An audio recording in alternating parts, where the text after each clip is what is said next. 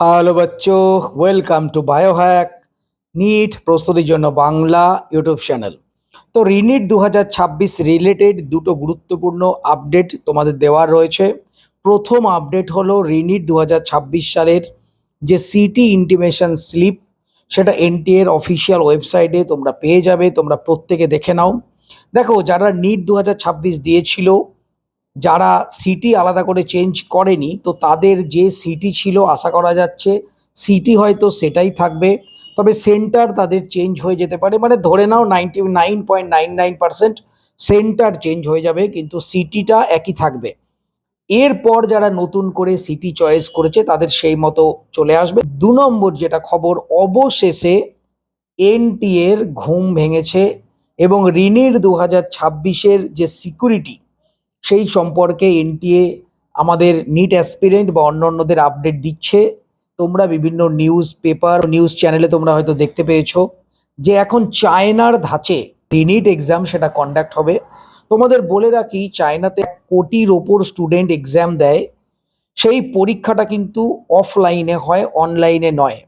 সেই অফলাইন পরীক্ষায় আজ পর্যন্ত একবারও পেপার লিক হয়নি। আমি তোমাদের আগেও বলেছিলাম যে পেপার লিক আটকাতে পরীক্ষাটা অনলাইন করে দেওয়া সেটা কিন্তু কোনো সলিউশন নয়। এর কারণ, অনলাইনে যদি পেপার থাকে, যে কোনো কেউ যে কোনোভাবে যে কোনো দেশ থেকে সেটাকে হ্যাক করে পেপার আউট করতে পারে। বর্তমানে যতগুলো অনলাইন এক্সাম আছে পেপার লিক হচ্ছে, সুতরাং পেপার লিক আটকানোর জন্য এক্সামটা অনলাইন করছি সেটা কথা নয়। পেপার লিক আটকানোর জন্য যে এক্সাম যে কন্ডাক্ট আমি কিভাবে করব, মানে মানসিকতার উপর নির্ভর করবে। চায়না টেকনোলজির দিক থেকে আমাদের ভারতের থেকে এখনো 25 থেকে 30 বছর এগিয়ে। তো সেই চায়নাও কিন্তু যে সব থেকে বড় পরীক্ষা সেটা অনলাইনে করছে না, অফলাইনে করছে। এর কারণ, অফলাইন করলে পরীক্ষার যে ট্রান্সপারেন্সি সেটা অনেক ভালো বজায় থাকে, সেই জন্যই চায়না অফলাইন করে। তো যাই হোক, সেই চায়নার পরীক্ষার ধাঁচে আমাদের রিনিট 2026 এক্সাম হবে, এটা স্পষ্ট করে দিয়েছে এনটিএ। যে সমস্ত কোশ্চেন সেটা রয়েছে তাদের কিন্তু 21 তারিখে যতক্ষণ এক্সাম শেষ হচ্ছে ততক্ষণ পর্যন্ত আলাদা জায়গায় তাদের রাখা হবে। তাদের ফোন ইউজ এবং তাদের ইন্টারনেট অ্যাক্সেস সেটা লিমিটেড করে দেওয়া হবে। সব সময় সিসিটিভি ক্যামেরায় তাদের ওপর নজর রাখা হবে।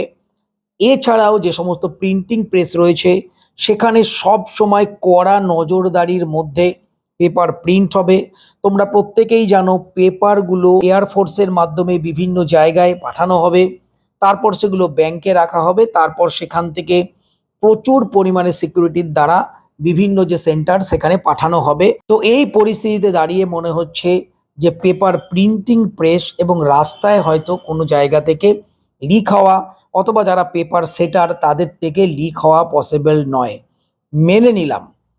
কিন্তু ধরো পরীক্ষা হয়ে গেল, পরীক্ষা হয়ে যাওয়ার পর কেউ ধরো ওএমআর ব্ল্যাঙ্ক রেখে এলো, এনটিএর ভেতরকার লোক সেই ব্ল্যাঙ্ক ওএমআর ফিল আপ করে যে নাম্বার বাড়িয়ে দেবে না, তার কি গ্যারান্টি?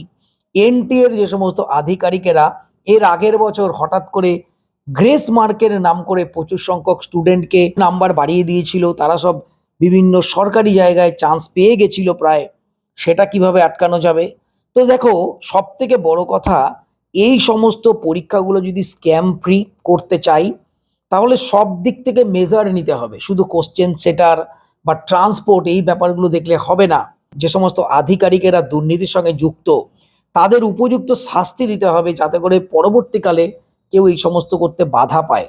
এনটিএ নিজেদের মধ্যে যে পরিবর্তন, নিজেদের যে ঠিক করা, যে সমস্ত করাপ্টেড আধিকারিক রয়েছে তাদের বিরুদ্ধে শাস্তি নেওয়া, সেই ধরনের কোনো কিছু কি করেছে? আদেও করেনি। অ্যাকচুয়ালি এনটিএ যে এজেন্সি, এটাকেই তো ক্যান্সেল করে দেওয়া উচিত। এই এনটিএটা ভেতরে ভেতরে পুরো সেই ঘুম ধরে দেওয়ার মতো পুরোপুরি স্ক্যামে স্ক্যামে শেষ হয়ে গেছে, এর কোনো গ্রহণযোগ্যতা নেই। সুতরাং যাবতীয় জিনিস করা হচ্ছে একটা আই ওয়াশ। সমস্ত স্টুডেন্টদের, গার্জিয়ানদের বোঝানোর চেষ্টা করা হচ্ছে যে আমরা কতটা স্ট্রিক্টভাবে পরীক্ষাটা করতে চাইছি, কিন্তু যে ইন্টারনাল লোকজন যারা মেইনলি স্ক্যামগুলো করে তাদের বিরুদ্ধে কি অ্যাকশন হচ্ছে? তারা যে এই ধরনের কাজ করবে না তার কি গ্যারান্টি আছে? নতুন করে যে ভেতরে ভেতরে গ্রেস মার্কিং দিয়ে দেয়া হবে না, ওএমআর এর নাম্বার বাড়িয়ে দেয়া হবে না, তার কি গ্যারান্টি আছে? সেক্ষেত্রে কি চিন্তা ভাবনা করছে এনটিএ, সেটাও তাহলে প্রকাশ্যে সবার সামনে আনতে হবে। না হলে আমরা কি করে জানতে পারবো?